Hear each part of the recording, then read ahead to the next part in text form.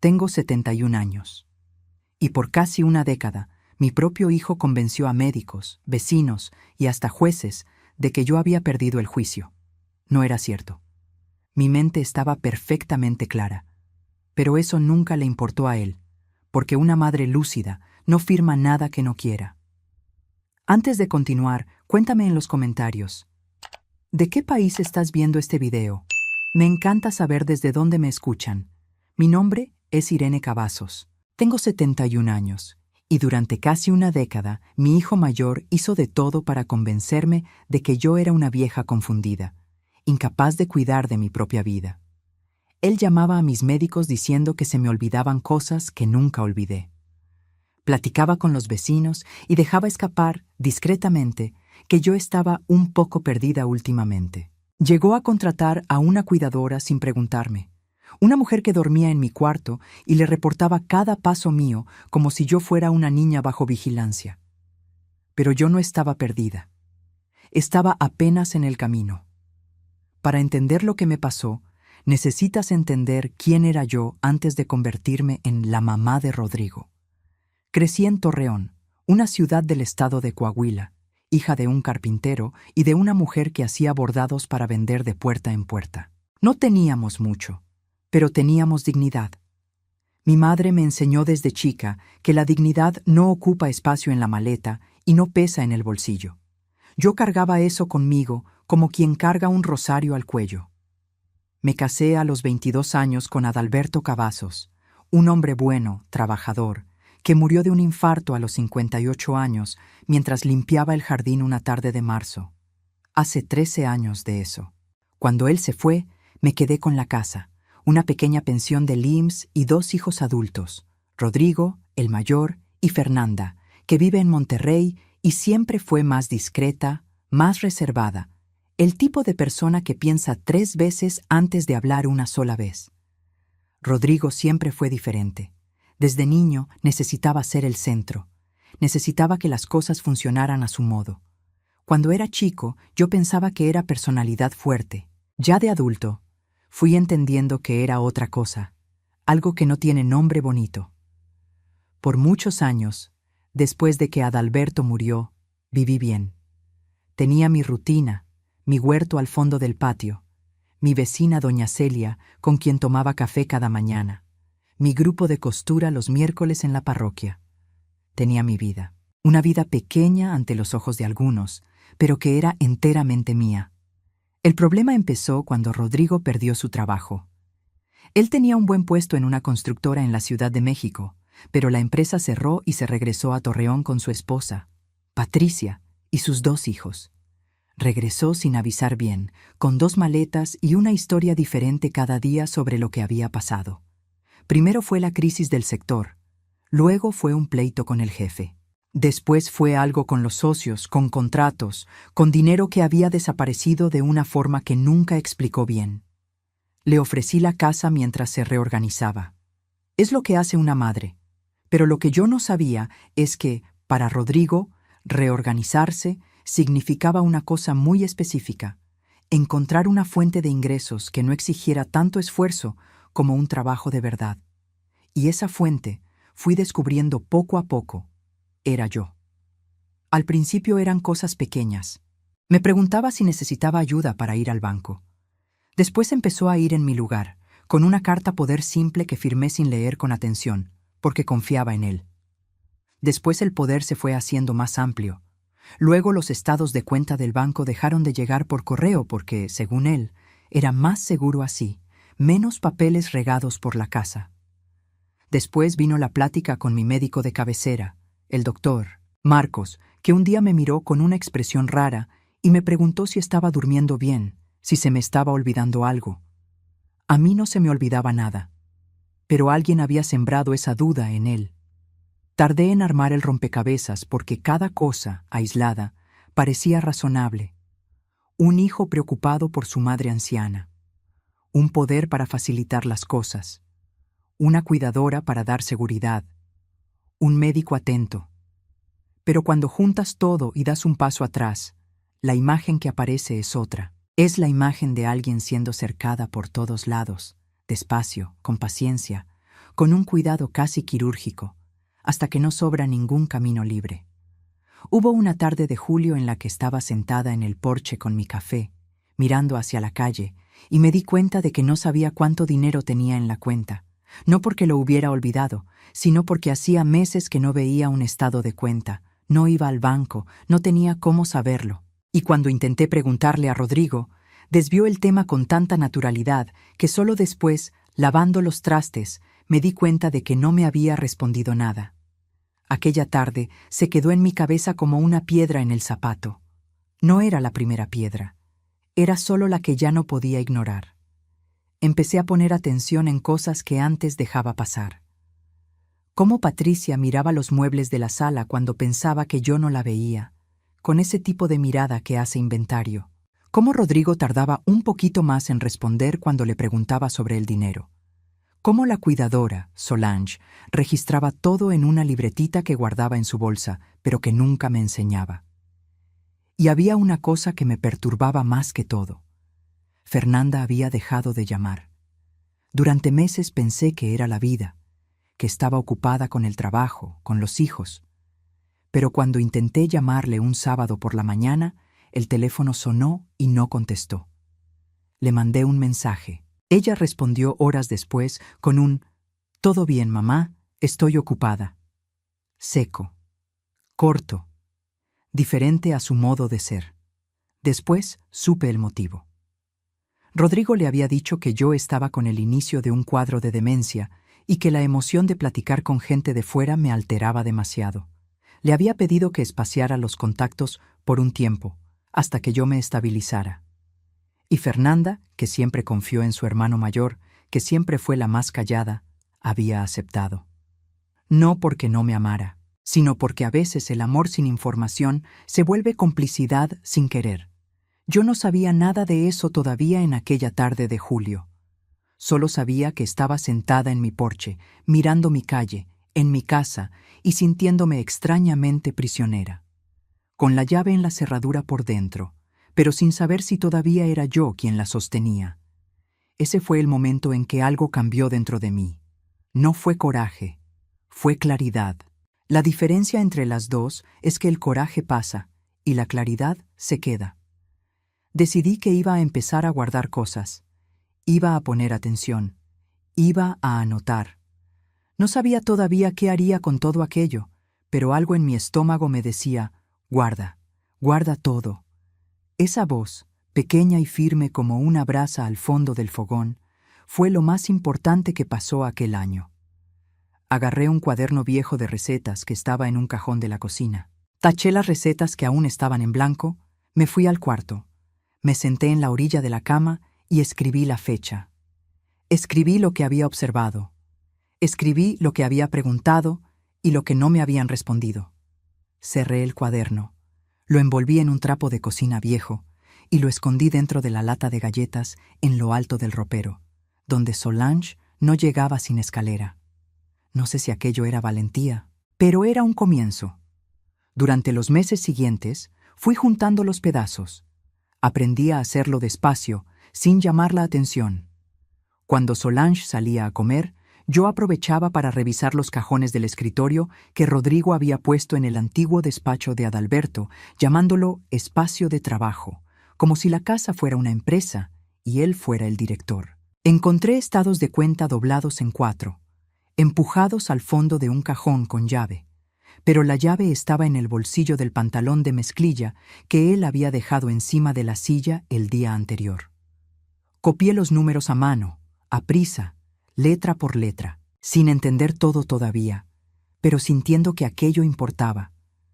Lo que vi en esos estados de cuenta me hizo sentarme en el piso por unos 5 minutos, de espaldas contra la pared fría.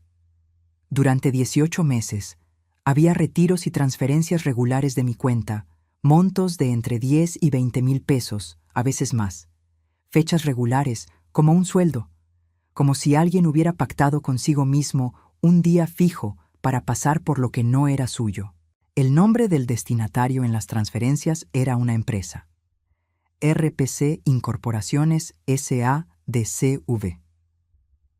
Yo nunca había oído hablar de esa empresa, pero el RFC Cuando fui al banco semanas después con el pretexto de actualizar mis datos y logré acceso a una computadora por un instante, apuntaba a una dirección en la Ciudad de México, la dirección del antiguo departamento de Rodrigo.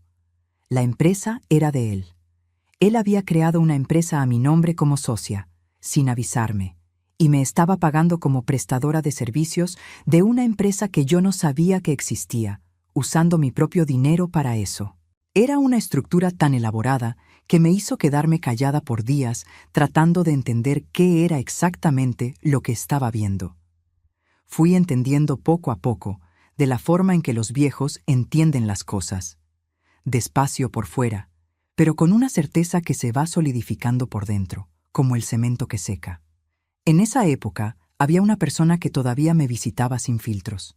Doña Celia, mi vecina de hace 40 años. Ella tenía 74 años, andaba con un bastón desde la cirugía de rodilla, y tenía una lengua que nadie había logrado callar en toda su vida. A Rodrigo no le caía bien.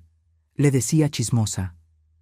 Pero doña Celia sabía más del barrio que cualquier detective, y ella había notado cosas que yo aún no había visto.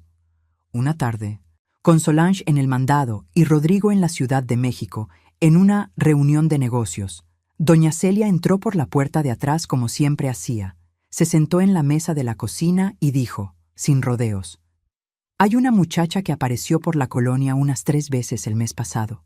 Se para del otro lado de la calle, se queda mirando tu casa por unos minutos, anota algo en un cuaderno y se va. Cabello corto, como de unos 50 años, lentes oscuros. No es de por aquí». Mi corazón dio un salto, pero mantuve la voz tranquila. Le pregunté cómo era, si había hablado con alguien, si había dejado alguna tarjeta. Doña Celia dijo que no se había acercado lo suficiente para hablar, pero que había anotado la placa de su coche, porque así era ella. Anotaba placas de todo. Por precaución, Irene. Uno nunca sabe. Aquella información se quedó en un rincón de mi cabeza como un hilo suelto que no puedes ignorar. No pensé en un detective todavía. Pensé en una amenaza. Pensé que tal vez Rodrigo había contratado a alguien para vigilarme, para tener reportes sobre mi rutina, para saber si me estaba portando bien. La idea me dio náuseas. Pero después, durmiendo mal esa noche, algo me hizo reconsiderar. Si fuera una persona contratada por Rodrigo, no aparecería a plena luz del día, del otro lado de la calle, de forma que cualquier vecino pudiera notarlo. La gente que trabaja para quien quiere esconder algo aprende a ser invisible. Esa mujer quería ser vista, al menos por mí. Semanas después, llegó una carta por correo, no a nombre de Rodrigo, a mi nombre, Irene Cavazos, con letra cuidadosa en el sobre, dirección escrita a mano. Dentro, una tarjeta simple, blanca, con pocas palabras. «Soy abogada. Trabajé con su hija Fernanda. Necesito platicar con usted. Es urgente y es confidencial». Tenía un número de teléfono. Me quedé mirando esa tarjeta por un largo tiempo. Mi primera reacción fue desconfianza. Cualquier persona que llegara de sorpresa, con carta, con tarjeta, con promesas de confidencialidad, me recordaba las tácticas que Rodrigo usaba para construir confianza antes de pedir algo. Pero hubo 2 detalles que me atraparon. El primero era el nombre de Fernanda. El segundo era el hecho de que esa carta había llegado por correo, a mi nombre, sin pasar por la mano de nadie. Lo que significaba que quien la envió sabía que yo necesitaba un canal que no fuera monitoreado. Esa persona entendía mi situación mejor de lo que yo me había dado cuenta. Escondí la tarjeta dentro de mi cuaderno de recetas, junto con las notas, dentro de la lata de galletas en el ropero. Esa noche, mientras Solange dormía en el cuarto de al lado, me quedé mirando el techo y pensando en Fernanda.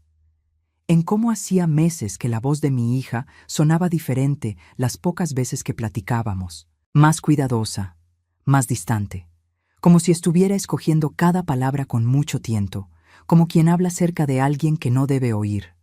Fui entendiendo que Fernanda también estaba presa, de una forma diferente a la mía, pero presa al fin. Presa por una versión de mí que su hermano había construido y le había entregado envuelta en preocupación. A la semana siguiente, Rodrigo viajó de nuevo a la Ciudad de México. Dijo que se quedaría 3 días. Patricia se fue con él. Los nietos se quedaron en la escuela. Solange descansaba los jueves. El jueves por la mañana, a las 9:30, agarré mi bolsa, me puse la tarjeta en el bolsillo y me fui a pie hasta la panadería de la esquina, a 2 cuadras de la casa. Pedí un café. Me senté en una mesa del fondo y marqué el número. La mujer contestó al segundo tono.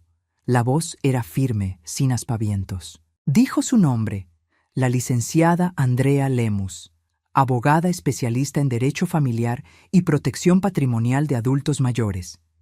Dijo que había sido contratada por mi hija Fernanda 3 semanas antes, después de que Fernanda encontró documentos que no cuadraban. Dijo que había investigado mi situación con cuidado antes de contactarme y que lo que había encontrado era grave. No dije nada por un momento. Solo sostuve la taza de café con las 2 manos y respiré. Entonces dije, ¿cuándo puede venir a Torreón? Ella dijo, puedo estar allá mañana mismo por la mañana. Y así fue como empezó la segunda parte de mi historia, la parte en que dejé de solo guardar pedazos y empecé a armar el rompecabezas completo, la LIC. Andrea llegó un viernes a las 10 de la mañana al café de la panadería. Una mujer de unos 45 años, cabello lacio recogido, sin rodeos, con un maletín de piel que parecía haber viajado muchos kilómetros. No llegó como alguien que me estuviera haciendo un favor. Llegó como alguien que tenía trabajo que hacer. Antes que cualquier cosa, me preguntó si estaba a salvo. No si estaba bien, no si estaba cómoda, si estaba a salvo. Aquella palabra, dicha así, directamente, sin disfraces, me hizo pasar saliva, porque yo me había pasado meses diciéndome a mí misma que estaba bien, que era solo una etapa, que Rodrigo en el fondo tenía buenas intenciones. Pero cuando alguien de fuera usa la palabra a salvo, entiendes que la situación es algo muy distinto a lo que te habías permitido nombrar. Dije que sí, que lo estaba, que Rodrigo no era violento, que el problema era de otro tipo. Ella asintió y abrió el maletín. Lo que Andrea había reunido en las últimas semanas era más de lo que yo imaginaba. Fernanda había guardado documentos que encontró en su casa en Monterrey, cosas que Rodrigo le había enviado pidiéndole que firmara en nombre de la familia. Poderes, autorizaciones, un término de consentimiento para un proceso de interdicción que él había iniciado en secreto ante un notario. Interdicción. La palabra que significa que alguien decide que ya no tienes capacidad de cuidarte tú misma. Él había iniciado un juicio de interdicción sobre mí sin avisarme, usando certificados médicos que yo nunca había firmado, con la firma del doctor Marcos, mi médico de cabecera, en un documento que yo nunca había visto. Andrea había solicitado copias al juzgado. El certificado decía que yo presentaba signos moderados de deterioro cognitivo, con dificultad para gestionar cuestiones financieras y tomar decisiones complejas. Yo nunca me había hecho ninguna prueba cognitiva con el doctor Marcos. Nuestras consultas eran por la presión, el colesterol, la vitamina D. Él había firmado un diagnóstico sobre mi mente sin jamás haber evaluado mi mente. Me quedé mirando ese documento por un tiempo que no sé calcular. La panadería estaba ruidosa a mi alrededor y yo no oía nada. Solo el zumbido de mi propio pensamiento. Andrea dijo que el proceso de interdicción aún no terminaba, que se había presentado, pero que dependía de una audiencia y de una evaluación por un perito judicial, y que si yo no tomaba medidas antes de esa audiencia, el resultado podría ser la transferencia legal de la administración de mis bienes y decisiones a Rodrigo. En lenguaje simple, perdería el derecho legal de decidir sobre mi propia vida. Pregunté cuánto tiempo tenía. Ella dijo que la audiencia estaba programada para 42 días después. No era mucho, pero era suficiente si empezábamos de inmediato. Aquel día, en la mesa de una panadería que olía a pan caliente y café de olla, firmé un contrato de representación con Andrea Lemus y tracé con ella un plan que duró casi 2 horas. Ella iba a solicitar acceso a mi cuenta bancaria por vía judicial para documentar los movimientos. Iba a investigar el RFC de RPC Incorporaciones y rastrear todo lo que había pasado por esa empresa. Iba a contactar al Colegio de Médicos para verificar la regularidad del certificado firmado por el doctor Marcos, e iba a pedir una evaluación neuropsicológica independiente por una perito designada por el tribunal para contrarrestar el diagnóstico de Rodrigo. Pero había una cosa que yo tenía que hacer por mi parte. Tenía que salir de la casa. Mientras estuviera bajo el mismo techo que Rodrigo, con Solange monitoreándome y con mi acceso al teléfono y al banco mediado por él, yo era vulnerable. Cualquier paso que diera podía ser reportado, saboteado, revertido. Andrea fue directa. «Señora, usted necesita un lugar seguro mientras el proceso avanza». Pensé en Fernanda. Pero Andrea dijo que Monterrey estaba demasiado lejos del juzgado local donde se llevaba el proceso y que la distancia podría usarse en mi contra. Entonces, doña Celia se materializó en mi cabeza como aparece el nombre de alguien a quien necesitas, pero habías olvidado recordar. Doña Celia tenía un cuarto de visitas que no usaba desde que su nieto se había ido a estudiar a Saltillo. Éramos amigas de hace 40 años. Y Rodrigo, que la despreciaba, jamás pensaría en buscar a su madre en la casa de la chismosa de la esquina. Le llamé desde el mismo celular de Andrea, esa tarde, todavía en la panadería. Doña Celia dijo una sola frase, sin dudar, como era su estilo. «Vente cuando quieras, Irene. El cuarto ya te estaba esperando». Regresé a casa esa tarde. Cené con Solange como si nada hubiera pasado. Vi un programa en la televisión. Me fui a dormir temprano. Y mientras fingía dormir, en la oscuridad del cuarto que había sido mío por 41 años, planeé cada detalle de lo que haría a la mañana siguiente. Me fui un lunes, mientras Solange llevaba a los nietos a la escuela. Tenía exactamente 40 minutos. Me llevé lo que cabía en una bolsa grande de tela, 2 cambios de ropa, mis medicinas, los documentos que había guardado en un sobre de plástico dentro de la lata de galletas, el cuaderno de recetas con las notas, la foto de Adalberto que estaba en la mesa de noche, y una cajita de madera que mi madre me había dado cuando me casé, con un rosario dentro y una carta que nunca abrí porque ella dijo que la guardara para cuando necesitara fuerza de verdad. Esa mañana pareció el momento adecuado para llevarme la cajita. Salí por la puerta de atrás, crucé el patio, pasé por el portoncito que daba al callejón y me fui a casa de doña Celia sin mirar atrás. No porque no tuviera ganas, sino porque sabía que si miraba, algo en mí intentaría encontrar un motivo para quedarme. Doña Celia me estaba esperando con café recién hecho y unas gorditas de nata todavía calientes. No hizo discursos. Solo me abrazó en la puerta y me dijo, «Bienvenida», como si estuviera llegando de un viaje largo. Y lo estaba. Un viaje de dentro hacia afuera de una jaula que había sido construida tan despacio que casi no me había dado cuenta de los barrotes. En los días siguientes, Andrea trabajó rápido. La evaluación neuropsicológica se programó para la semana siguiente con un perito del tribunal. Fueron 3 horas de pruebas: memoria, razonamiento, lenguaje, atención, orientación en tiempo y espacio. Salí de esas 3 horas cansada como quien cava tierra todo el día. Pero la perito, una mujer seria de unos 50 años, llamada la doctora Samara Vaz, no escondía lo que pensaba en su rostro.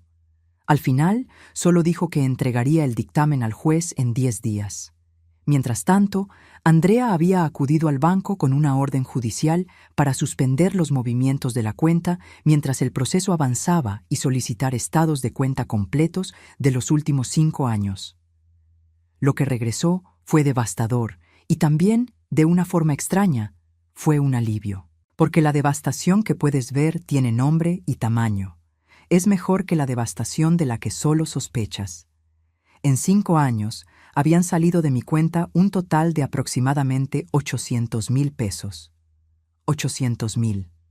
La pensión de Adalberto, que yo había guardado con cuidado durante años. El dinero de la venta de un terreno que heredé de mi madre. Ahorros que yo había construido con décadas de economía pequeña y el hábito de no gastar lo que no era necesario. Todo había transitado por RPC Incorporaciones, empresa que existía en el papel, pero no tenía empleados, no tenía sede real, no tenía ninguna actividad más que recibir y redistribuir el dinero que salía de mi cuenta. Andrea dijo que aquello configuraba administración fraudulenta de patrimonio de persona vulnerable y uso indebido de poder. Eran delitos. No eran solo faltas civiles, eran delitos con pena prevista en el Código Penal. Esa misma semana, Rodrigo se dio cuenta de que me había ido de la casa. Lo supe porque doña Celia, que no perdía nada de lo que pasaba en la calle, me contó que vio el coche de Rodrigo pasar despacio por nuestra calle 3 veces en un solo día, que había tocado el timbre de mi casa y, al no recibir respuesta, había ido con los vecinos a preguntar si alguien me había visto, que le había llamado al doctor. Marcos diciendo que yo había desaparecido y que estaba preocupado por mi salud. Estaba montando una versión, la versión de la madre senil que se había escapado y estaba desorientada, en peligro, necesitando ser encontrada y protegida. La misma obra de teatro de siempre, solo que ahora el escenario era más grande. Pero esta vez había una abogada en el juego y un juez con papeles en la mano. Andrea presentó una medida cautelar urgente, solicitando que se le prohibiera a Rodrigo tomar cualquier decisión a mi nombre mientras el proceso avanzaba. El pedido fue concedido en 48 horas. El poder que él había usado por años quedó suspendido. El juicio de interdicción que él había iniciado quedó congelado, esperando el dictamen de la doctora Samara Vaz. Cuando el dictamen llegó, 10 días después, Andrea me llamó al momento. Yo estaba sentada en la mecedora en el cuarto de visitas de doña Celia, remendando una blusita rota, con la ventana abierta hacia el patio. Ella leyó el fragmento principal con voz firme.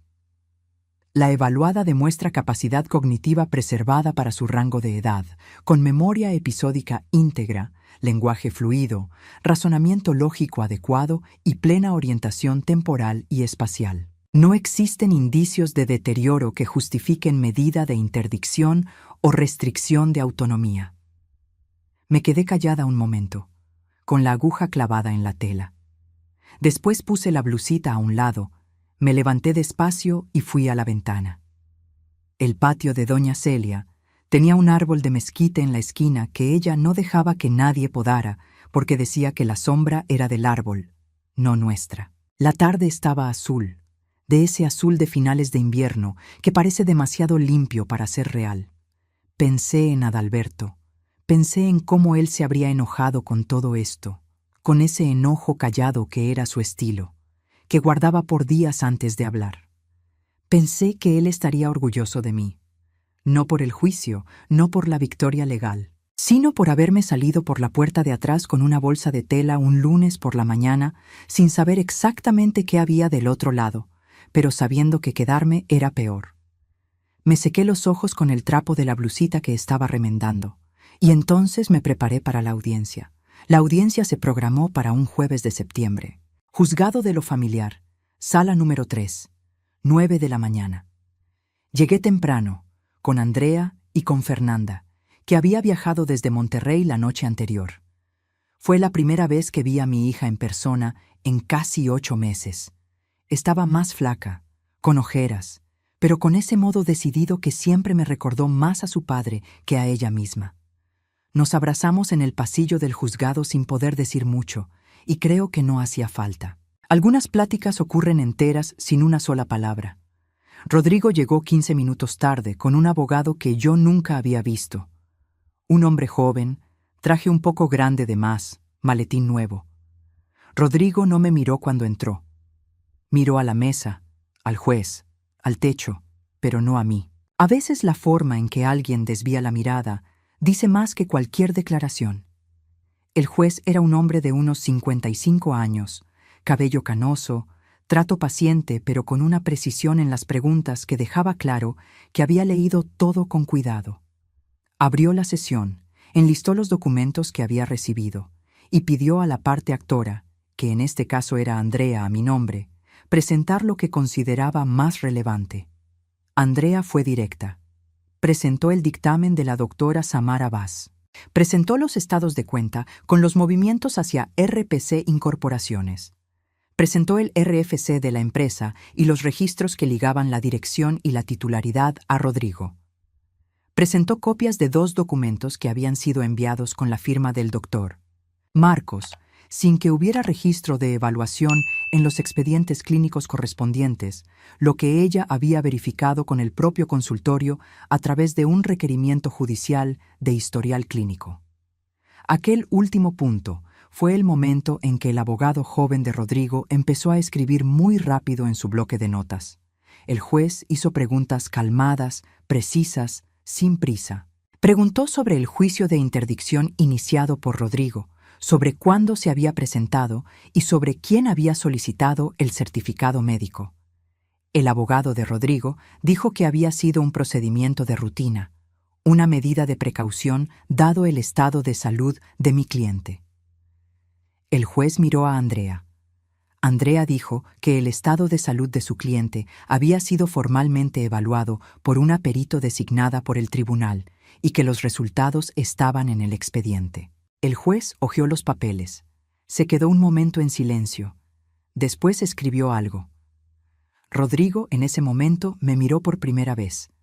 No fue una mirada de hijo. Fue la mirada de alguien que está haciendo un cálculo y se da cuenta de que los números ya no cuadran. Yo le sostuve la mirada, no con coraje, no con triunfo, con aquella claridad que había llegado la tarde de julio en mi porche y que desde entonces se había quedado. La audiencia duró 2 horas y 20 minutos.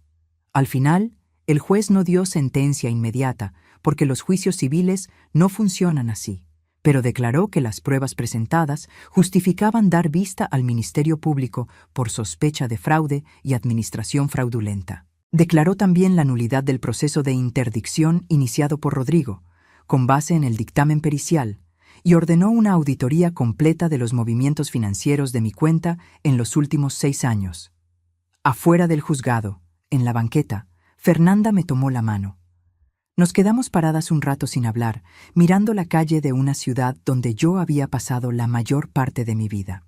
Después dijo, bajito, que se había tardado en ver lo que estaba pasando y que lo sentía mucho por eso.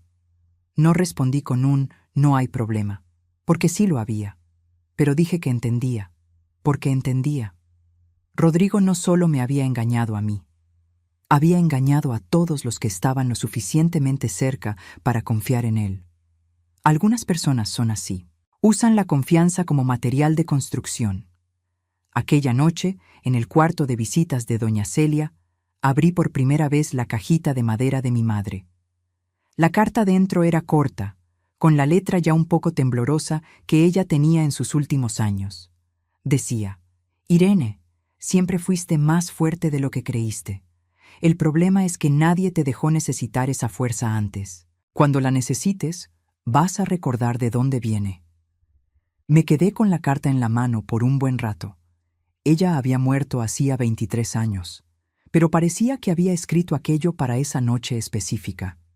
En los meses siguientes, las cosas se movieron con esa velocidad extraña que tienen los procesos judiciales. A veces demasiado lento para soportarlo, a veces demasiado rápido para seguirle el paso. Se abrió la investigación criminal. Rodrigo fue citado a declarar. Supe por Fernanda, que supe por una amiga en común, que él había ido a la declaración con el mismo abogado joven y que había intentado construir la narrativa de que todo había sido un malentendido, que el poder se había usado con mi autorización, que yo había estado de acuerdo con todo, en pláticas, donde no hubo testigos, naturalmente, porque así es como funcionan estas historias cuando no hay papeles. Pero había papeles. Había muchos papeles. Andrea había solicitado a la notaría donde el Poder Amplio se había registrado todas las grabaciones y documentaciones del proceso. Había descubierto que el poder que yo había firmado originalmente, aquel simple que yo creí que era para facilitar operaciones bancarias puntuales, había sido sustituido por una versión mucho más abarcadora con mi firma, pero con la fecha en blanco rellenada posteriormente. Una especialista en grafoscopía contratada por Andrea confirmó la irregularidad. El trazo de la firma era mío, pero la tinta usada en el llenado de la fecha era de un lote diferente al resto del documento, lo que sugería que los campos se habían llenado en momentos distintos. En lenguaje simple, me había hecho firmar un papel en blanco y llenó después lo que quiso. Cuando ese dictamen grafoscópico entró al expediente, el abogado joven de Rodrigo pidió una reunión con Andrea. Ella me contó después, sin muchos detalles, que la reunión había sido breve. El abogado había sugerido un acuerdo. Rodrigo estaría dispuesto a devolver parte de los montos movidos, firmar un documento comprometiéndose a no interferir más en mi vida, y a cambio yo retiraría las denuncias penales. Andrea preguntó qué parte de los montos. El abogado dijo que dependía de la negociación, pero que Rodrigo no tenía liquidez para devolver el total. Andrea dijo que se lo informaría a la cliente y regresaría con una respuesta. Después me llamó y me contó. Esperó mi respuesta. Me quedé callada un momento. Pensé en Rodrigo de niño, de la forma en que las madres a veces piensan en los hijos adultos que las hirieron, buscando el punto donde las cosas se rompieron. Tenía unos 8 años cuando rompió sin querer la taza favorita de Adalberto y se pasó 3 días esperando a que alguien se diera cuenta antes de confesar. Adalberto se había dado cuenta solo y llamó a Rodrigo. Y Rodrigo había llorado y dicho que tenía miedo de que lo castigaran. Adalberto le había dicho que el miedo no era excusa para mentir. Rodrigo había crecido sin entender esa lección. Le dije a Andrea que no quería un acuerdo, no por venganza, sino porque un acuerdo sin responsabilidad real es solo una pausa. Rodrigo encontraría a otra persona, a otro anciano, a otra familia desestructurada y usaría el mismo método porque nunca habría enfrentado una consecuencia real. Yo no quería castigo por el placer de castigar, pero quería que hubiera consecuencias porque la consecuencia es lo que impide la repetición. Andrea dijo: «Doña Irene, he trabajado con casos así por 20 años. Usted es la cliente más clara que he tenido». No supe si era un cumplido o una observación, pero le agradecí de cualquier forma. El proceso penal siguió. Y aquí necesito ser honesta sobre una cosa que no es fácil de decir. Mientras el proceso seguía, sentí de todo. Sentí alivio, sentí tristeza, sentí, en algunos momentos, una culpa que racionalmente yo sabía que no tenía sentido, pero que aparecía de todas formas a las 3 de la mañana, en aquel cuarto de visitas, cuando me quedaba mirando el techo. La culpa no era por el juicio. Era por no haberme dado cuenta antes, por haber firmado cosas sin leer, por haber creído que un hijo no haría aquello. Platiqué de eso con Andrea una tarde en que ella había venido a Torreón para una reunión, y nos quedamos platicando más de lo necesario, de la forma en que a veces pasa cuando 2 personas entienden lo mismo sin tener que explicar mucho. Dijo que la culpa que sienten los adultos mayores en situaciones así es la cosa más injusta que existe, que todo el sistema, el lenguaje de los documentos, la velocidad de los cambios, la autoridad que se presume en los hijos, está diseñado de una forma que dificulta la percepción, que no darse cuenta de inmediato no era debilidad. Era el resultado de un planeamiento deliberado de quien quería que yo no me diera cuenta. Esa frase se quedó conmigo. Planeamiento deliberado de quien quería que yo no me diera cuenta. Porque eso es lo que distingue el control del cuidado. El cuidado quiere que tú veas. El control depende de tu ceguera. Esa misma semana fui al banco sola por primera vez en 2 años. Me senté frente a la gerente, una muchacha de unos 30 y tantos años que me miró con atención mientras yo le explicaba la situación y lo que necesitaba. No me interrumpió, no me apresuró, no llamó a nadie para que me ayudara porque yo era vieja. Me trató como a alguien que sabía lo que quería. Abrí una cuenta nueva, solo a mi nombre, sin titulares adicionales, sin poderes vinculados, sin nada. Salí del banco con una tarjeta nueva dentro de la bolsa y fui a la panadería a comprar un café y un pedazo de pastel de zanahoria. Me senté sola en una mesa cerca de la ventana y comí despacio, mirando la calle allá afuera, con el sol de septiembre haciendo que todo pareciera un poco más nítido que antes. 71 años. Y era la primera vez en mi vida adulta que tenía una cuenta bancaria que era solo mía. Algunas libertades llegan tarde, pero llegan. La sentencia civil llegó 7 meses después de la audiencia. Andrea me llamó un lunes por la tarde. Yo estaba en mi nueva casa, un departamento pequeño en el centro de Torreón que había rentado 2 meses antes con el dinero que había sido bloqueado judicialmente y después devuelto a mi cuenta, lo cual fue posible porque los movimientos habían sido rastreados y parcialmente recuperados a través de las cuentas de RPC Incorporaciones. No había recuperado todo. Probablemente nunca recuperaría todo, pero sí lo suficiente para vivir con dignidad. La sentencia civil determinaba que Rodrigo devolviera los montos comprobadamente desviados, con intereses, y que pagara una indemnización por daños morales por el valor de 150,000 pesos. La nulidad del poder había sido confirmada. El proceso penal aún seguía por separado, con sus propios plazos. Andrea dijo que era una buena sentencia, que había sido mejor de lo que ella esperaba, dado el tiempo que se había llevado. Yo dije que estaba bien, y estaba siendo honesta. No sentí alegría, de la forma exuberante que la palabra sugiere. Sentí ese tipo de alivio profundo que no hace ruido, que se parece más al momento en que finalmente te sientas después de estar de pie por mucho tiempo. El cuerpo reconoce el descanso antes que la cabeza. Rodrigo no había asistido a la lectura de la sentencia. El abogado joven se había retirado del caso semanas antes, por motivos que no quedaron registrados oficialmente, pero que Andrea suponía tenían que ver con honorarios atrasados.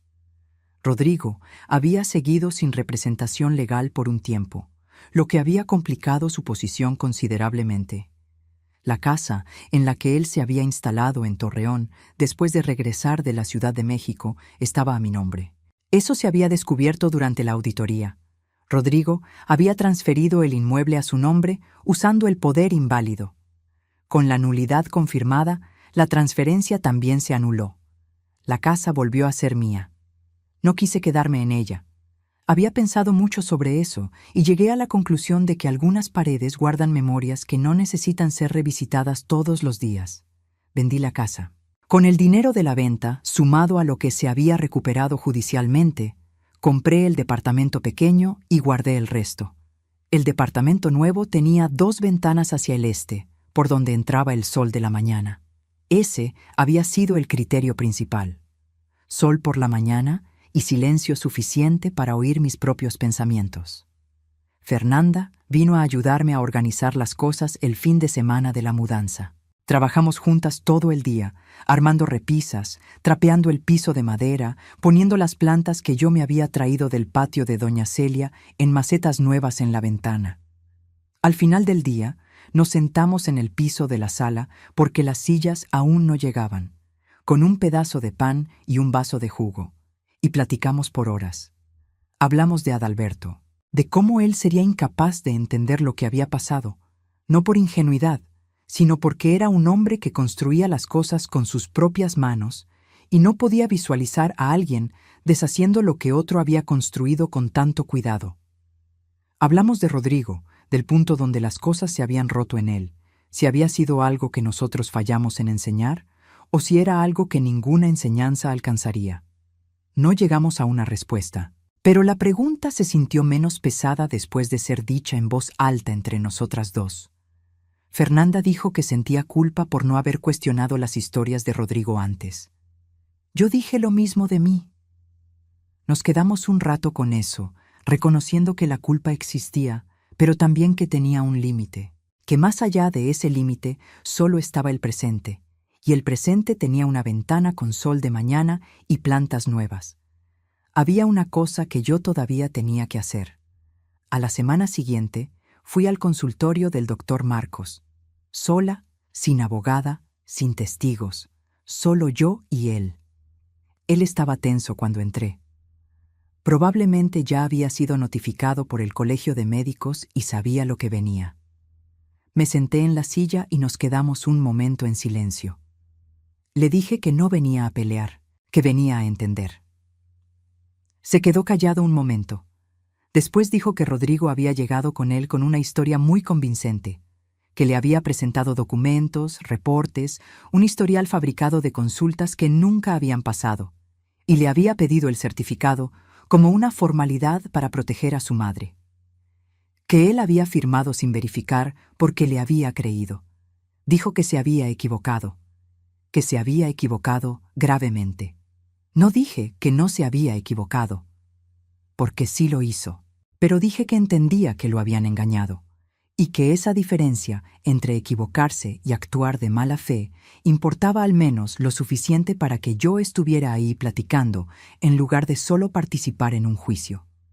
Salí del consultorio sin saber exactamente qué había resuelto con esa visita, pero sentía que lo había tenido que hacer. Algunas cuentas no se pueden cerrar solo en los tribunales. De camino a casa, pasé por la panadería de la esquina. Pedí un café. Me senté en la misma mesa del fondo donde le había llamado a Andrea por primera vez, meses atrás. Miré la taza y pensé en cuánto había cambiado desde entonces.